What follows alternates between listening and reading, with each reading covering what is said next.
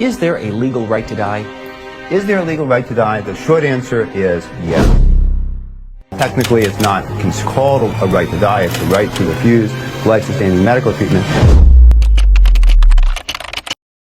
Across the United States, the question whether a person has the right to die is no longer theoretical. It is a legal, ethical, and constitutional conflict, one shaped by court rulings, medical standards, and the lived experiences of families.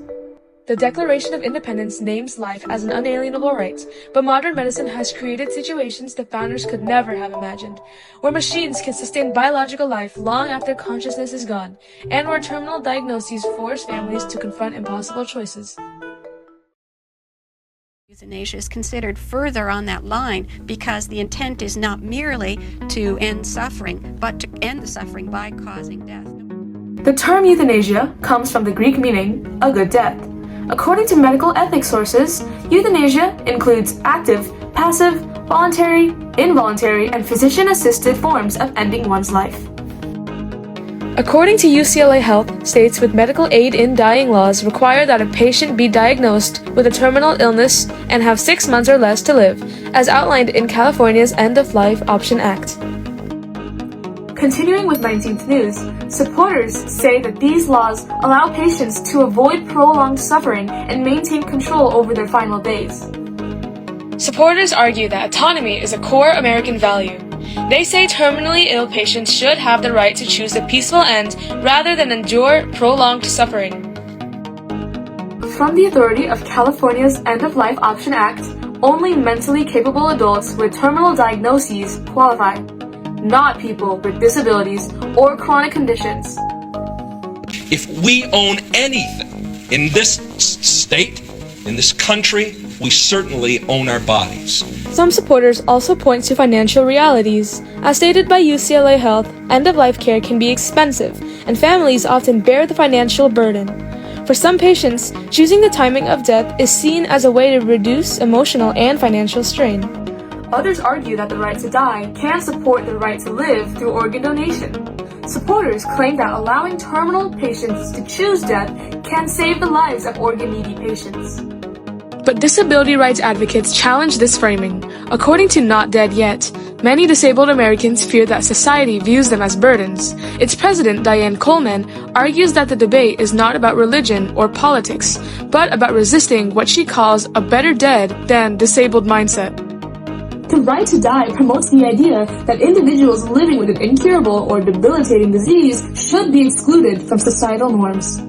Terminally ill lives are viewed as not worth living, whether or not they'd ask to be euthanized. This shows the woven culture of ableism in society and how euthanasia has strayed from its use as a tool to a weapon. Another way euthanasia can be used as a weapon is in cases of inheriting wealth and property from the patient. In cases like these, family members often use the excuse of euthanasia to reach that goal. With both of these cases of misusing euthanasia, the situation arises more from the actions of other individuals rather than the decisions made by the patient themselves.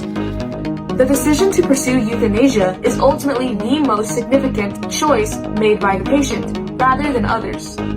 On the other hand, the case of Nancy Curzon marked a significant landmark for the right to die movement, posing an ethical battle for both perspectives. The patient's right to refuse the treatment has been vindicated. So this is the first time that the state has an interest which would trump that patient's right. Nancy was in a persistent vegetative state, where she had no cognitive function. Though she struggled, she was still able to breathe and attempt some motor reflexes. But after many years, with no hope of recovery, her parents had to make a tough decision. They ultimately decided to cut off her feeding tube and end her life, as they believed she wouldn't want to live in this position. The debate over the right to die reveals two powerful truths about America. On one side, supporters argue that autonomy, the ability to choose one's own path, is essential to human dignity. For terminally ill patients, the option to end suffering can feel like a final act of control, compassion, and peace. But on the other side, opponents warn that this choice carries real risks. Vulnerable people, the elderly, the disabled, and those facing mental health challenges could be pressured, overlooked, or harmed in ways the law cannot always prevent. They argue that protecting life must remain society's highest duty. These two perspectives collide at the heart of our founding ideals. The Declaration of Independence calls life an unalienable right, a right that the government must safeguard. But it also promises liberty, the freedom to make deeply personal decisions about our bodies and our own futures. And so, the question remains, when life and liberty pull in different directions,